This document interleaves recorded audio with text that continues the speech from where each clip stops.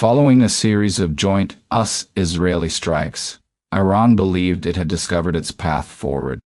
In response, a barrage of drone and missile attacks reverberated across US military bases throughout the Middle East. But the United States refused to stand down. Iran retaliated with missile strikes, prompting the U.S. to deliver a swift and overwhelming counterattack. Remarkably, US B-2 pilots executed operations over Iran that defied expectations, signaling to Tehran that it was already on the losing side of this conflict. The intensity of the American and Israeli offensive was staggering. Reports indicate that within the first 12 hours of the U.S. operation alone, 900 strikes were launched, complemented by an additional 1,200 Israeli bombings on Iranian targets within a 24-hour window. Recognizing the urgent need to respond, Iran attempted to strike back. However, it found itself unable to target the swift aircraft soaring overhead. These planes were simply too fast, expertly coordinated, and too well defended for Iran's diminished air defenses to penetrate. What Iran could effectively do was deploy its missile arsenal against stationary targets, entities that didn't move at supersonic speeds. These became the immediate focus. US airbases spread across the Middle East. Unleashing waves of missiles and drones, Iran sought to redefine the conflict from a local engagement into a broader regional war. France 24 provided a detailed account on February 28, outlining the specific targets Iran struck or attempted to strike. In Bahrain, home to the U.S. Navy's Fifth Fleet and the U.S. Naval Forces Central Command, Iran targeted the service center supporting the Fifth Fleet. Gray smoke billowed from areas near the base, a strategic deep-water port capable of accommodating US aircraft carriers. In Iraq, where US forces remain in the autonomous Kurdish region, explosions were reported near the U.S. consulate in Erbil. Kurdish security forces noted successful interceptions of missiles and drones aimed at Erbil, mitigating what could have been devastating blows. Further south, Jordan's Muwafaq Salti Air Base, hosting dozens of US military aircraft, experienced the interception of 2 ballistic missiles, resulting in only structural damage. The Iranian missile campaign didn't stop there. In Kuwait, which hosts multiple US bases, along with depots stocked with vital equipment and supplies, Iranian missiles targeted Ali al-Salam Air Base. While most missiles were intercepted, Italy, whose Air Force personnel are stationed there as well, confirmed that Iran succeeded in damaging a key runway. Additional explosions were recorded near Al Udeid Air Base in Qatar, a critical hub housing forward elements of the U.S. Central Command, CENTCOM. It appears Iran also targeted the Qatari capital Doha. Meanwhile, in the United Arab Emirates, home to Al Dhafra Air Base, which hosts the U.S. 380th Air Expeditionary Wing, witnesses reported seeing smoke rising after a series of small explosions. Reports claimed that 2 sets of Iranian missiles were intercepted in the UAE. However, debris from the first wave's destruction tragically caused casualties on the ground. This series of strikes sent shock waves throughout the region, escalating tensions and cementing this conflict as a wider regional war. As these missile and drone attacks spread across multiple countries, each aimed at critical US military installations, it becomes clear that the ongoing hostilities are not confined to a single battlefield. The swift and coordinated US response points to an unwavering resolve to retaliate decisively. The unfolding events underscore the complexity and volatility of this already tense geopolitical landscape.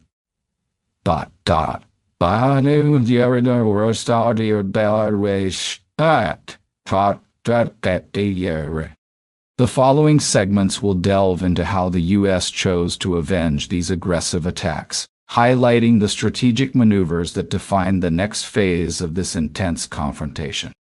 In Syria, a devastating Iranian missile strike claimed the lives of 4 civilians, occurring even as the U.S. reportedly prepared to withdraw its remaining troops from the region. This attack marked a significant escalation, a bold and desperate attempt by Iran to assert its power following a massive coordinated offensive by the U.S. and Israel, which targeted and destroyed over 1,000 Iranian sites in a single day. The reverberations of Iran's missile-laden retaliation were felt deeply by the U.S. military. According to scholars, 3 U.S. service members lost their lives during what has been designated Operation Epic Fury, while another 5 were seriously wounded. President Donald Trump had warned in advance that the conflict would likely come with casualties, a sobering reality of warfare. Driven by a fierce desire for retribution, the U.S. launched a counterstrike using one of its most formidable aerial weapons, the B-2 Spirit bomber. On March 1st, the war zone known as 2Vs reported that these stealth bombers had entered the campaign against Iran, flying long distance from their base at Whiteman, Missouri. In the early hours, the B-2Os penetrated Iranian airspace, unleashing devastating firepower upon key targets. Among their primary objectives were Iran's missile caves, which we'll explore shortly to understand why the B-2 was uniquely suited for this mission. These missile caves, carved deep into mountainous terrain, serve as crucial storage sites for Iran's missile arsenal. Beyond just storage, several of these complexes possess launch capabilities, with fissures engineered to deploy ballistic missiles, effectively doubling their strategic threat. The U.S. military's approach was straightforward yet effective. By destroying these caves, they aimed to eradicate Iran's missile stockpiles, along with the infrastructure necessary for launching them. Iran holds significant pride in these missile caves. Nearly a year earlier, in late March 2025, the Iranian regime released an 85-second propaganda video, highlighting these caves along with some of their most advanced missiles and rockets. This footage was meant to project strength and capability. However, it inadvertently revealed a critical vulnerability. The missile storage areas were exposed and lacked protective blast doors, or similar safeguards that might have contained the effects of an accidental or targeted detonation. This oversight meant that a well-placed strike could ignite a catastrophic chain reaction. Todees had reported in March 2025 that all it would take is a precise strike, the right match, to trigger the collapse of these missile caves. The B-2 Spirit bomber was exactly that match. Known as America's most impressive stealth bomber, the B-2 brought unparalleled capabilities to this revenge mission. Its arsenal includes bunker-busting bombs capable of penetrating deep into fortified structures, setting off linked explosions that could devastate the missile storage sites. Moreover, the missile caves did not need to be obliterated entirely to neutralize their threat. The U.S. only needed to block their entrances and the fissures designed for missile launches. By sealing these access points, they effectively disabled Iran's ability to utilize its massive missile inventory, rendering the caves strategically useless without complete destruction. This targeted tactic dramatically impaired Iran's missile launching capacity, underscoring the precision and strategic planning behind the U.S. aerial assault. Following that initial phase, relentless surveillance combined with repeated precision strikes aimed at dismantling any openings Iran attempted to establish positioned the United States strategically. This approach allowed the U.S. to execute attacks elsewhere within Iran, all while minimizing Tehran's ability to mount effective retaliatory measures. With this comprehensive strategy firmly in place, the arrival of the B-2 Spirit stealth bombers marked a pivotal moment.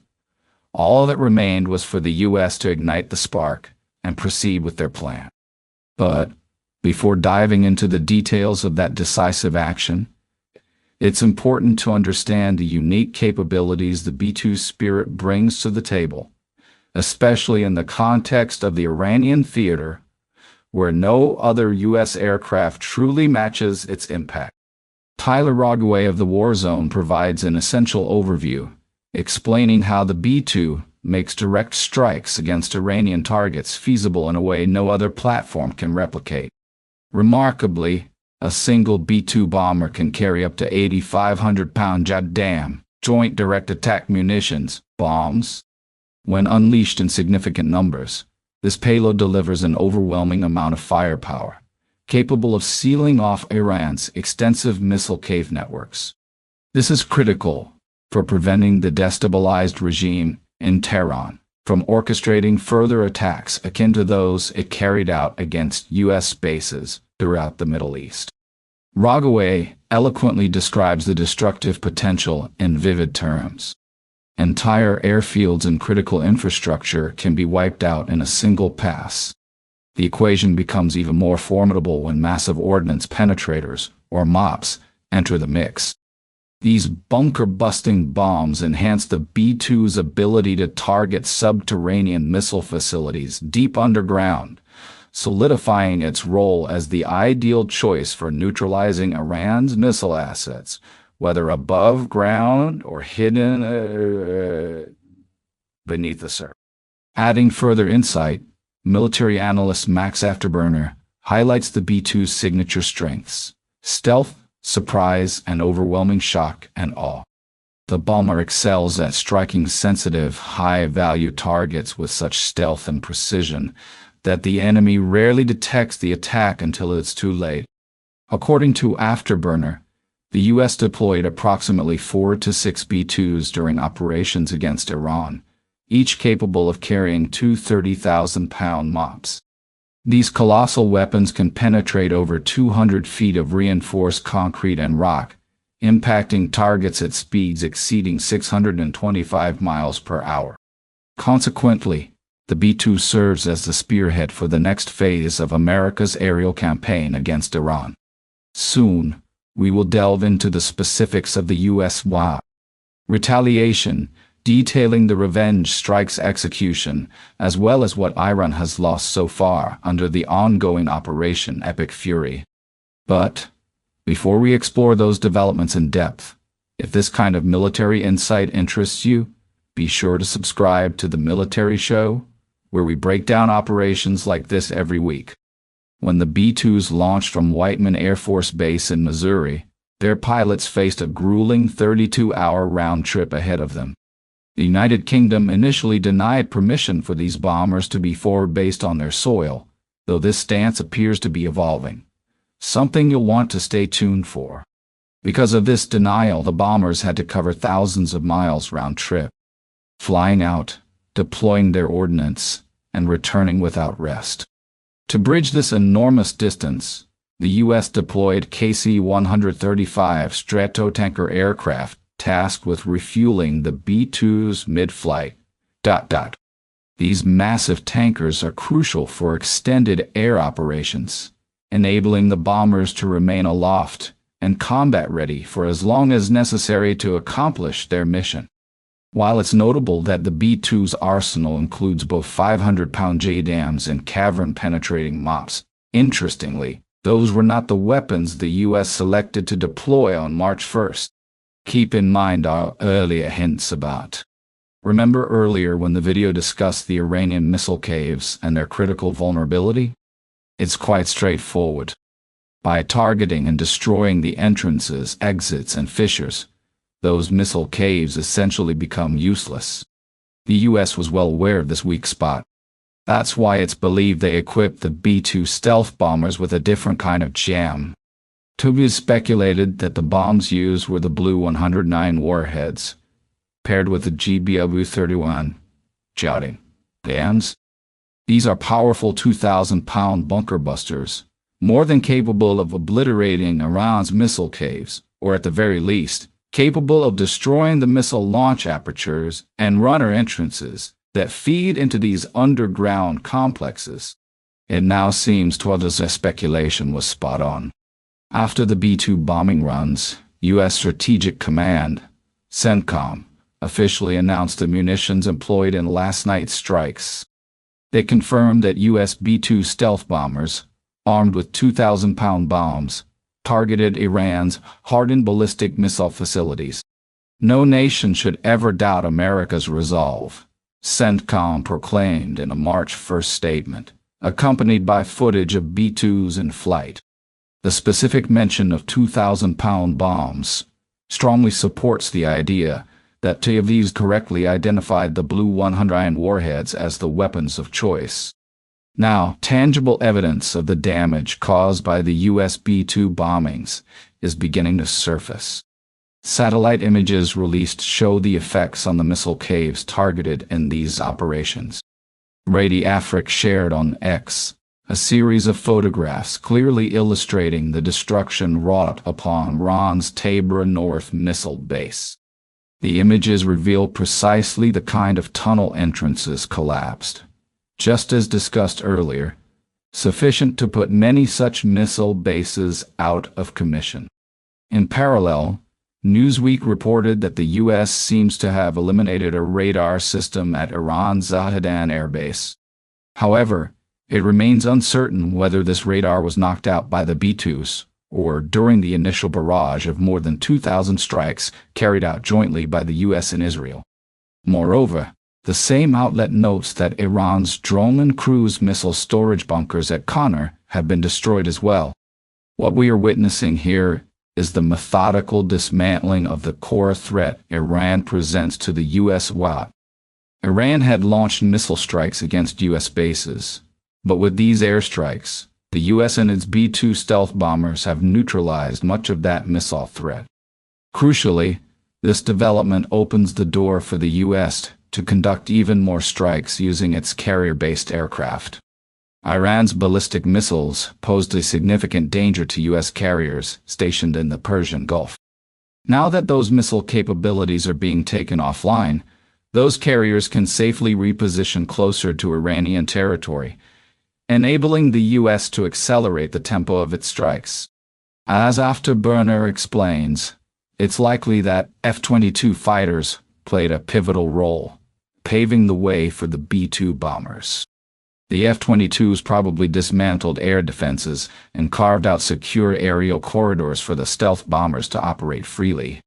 With Iran's missile caves now largely demolished, carrier assets like the F-18s launched from the USS Abraham Lincoln will probably begin launching attacks every 30 minutes or so, relentlessly targeting and destroying more of Iran's key military installations. Israel has thrown all its chips in and stands to gain significantly from America's destruction of Iran's missile caves. In addition to aggressive airstrikes, the combined force includes 200 jets comprising F-35s and specialized Israeli electronic warfare aircraft, alongside F-15s from Israel and the USK. These will be joined by F-15 fighters carrying Lucas, a one-way attack drone, serving as a sophisticated upgrade to Iran's own Shahid 136. If Iran believed the threat subsided after the B-2 bombers' strikes, it is gravely mistaken. Much more is on the horizon. We'll revisit that soon. But first, let's take stock of Iran's current situation. Concerning ballistic missiles, it's not entirely accurate to say Iran has lost all capacity to strike us, Israeli, or other targets. The full extent of the B-2 bombers' destruction remains unclear as details from their recent bombing runs are incomplete. More data is essential to determine how severely Iran's missile capabilities have been impaired. Yet, Iran's faltering regime faces the stark reality that its missile threat is steadily diminishing. Missiles are the cornerstone of the offensive threat Iran poses to the United States.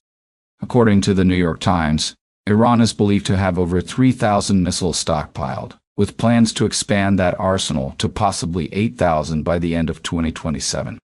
The arrival of America's B-2 bombers, however, has brought those ambitions to a halt. Iran reportedly tries to produce dozens of missiles monthly, but every successful strike by American and Israeli forces slows that production down. Coupled with missile launches depleting its shrinking cache of launch sites, Iran is rapidly exhausting the very stockpiles it struggles to replenish. Among Iran's arsenal are missiles sophisticated enough to cause severe damage to US assets in the Middle East.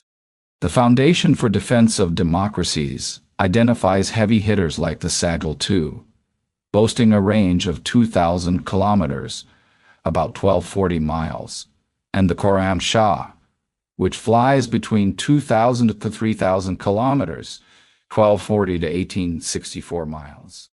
These high-threat missiles have been primary targets for the B-2 bombers' devastating series of strikes, and evidentially, the campaign has made significant headway. The New York Times reports Israeli officials claiming Operation Epic Fury, in coordination with Israel's Operation Roaring Lion, has already neutralized about half of Iran's missile capabilities. This follows Israeli airstrikes conducted throughout June 2025. These recent operations reportedly destroyed approximately 200 of Iran's ballistic missile launchers and rendered dozens more inoperative, according to official statements. Consequently, with every strike the U.S. undertakes, the likelihood of seeing B-2 bombers returning to the skies increases. Iran's missile strengths are collapsing in parallel with the instability of its regime. Preliminary reports indicate that Al Jazeera's live tracking of the ongoing conflict between Iran, the U.S., and Israel reports a grim toll. At least 555 people have been killed across Iran. Among the casualties is the country's most significant figure in terms of potential regime change, Supreme Leader Ali Khamenei himself. After a day filled with speculation regarding the fate of Iran's top leader amid the intense air strikes pounding the nation, Al Jazeera confirmed on February 28 that Iranian state TV officially announced Khamenei's death, along with a directive for a 40-day mourning period. Khamenei didn't survive long enough in this war that he himself ignited to witness the devastation inflicted by America's B-2 bombers as they systematically destroyed Iran's missile caves. His death leaves Iran confronting an uncertain future. The nation must urgently decide who will take the helm while bombs and missiles continue to rain from the sky. According to reports from Afterburner, a 3-member interim leadership council has been formed to select Khamenei as successor. But this council faces a daunting challenge. America's ongoing strikes are relentlessly dismantling Iran's entire regime infrastructure. Every potential leader under consideration could itself become a target for incoming missiles and bombs. Despite official calls for mourning, many Iranians are openly celebrating.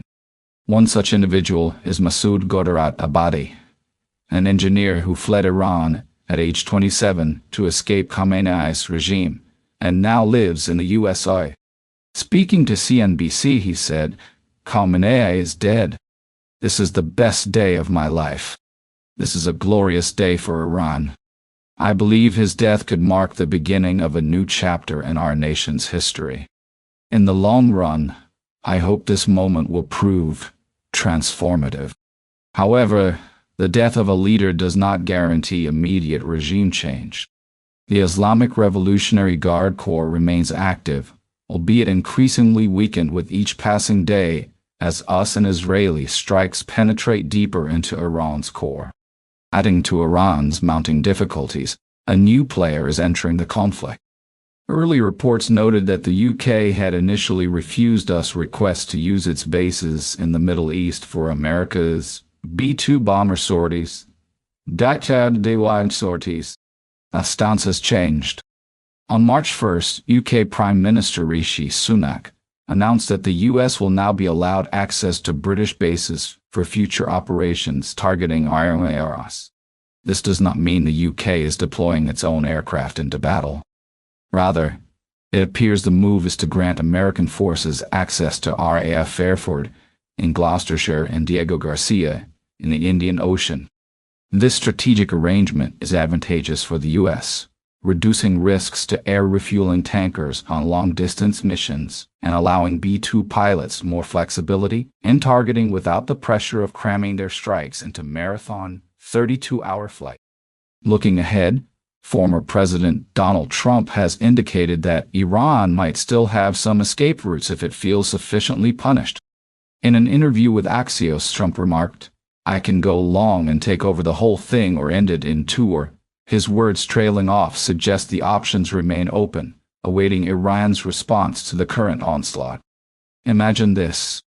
Iran is given 3 days to halt its nuclear and missile programs with a clear message: if you start rebuilding them, we'll see you again in a few years.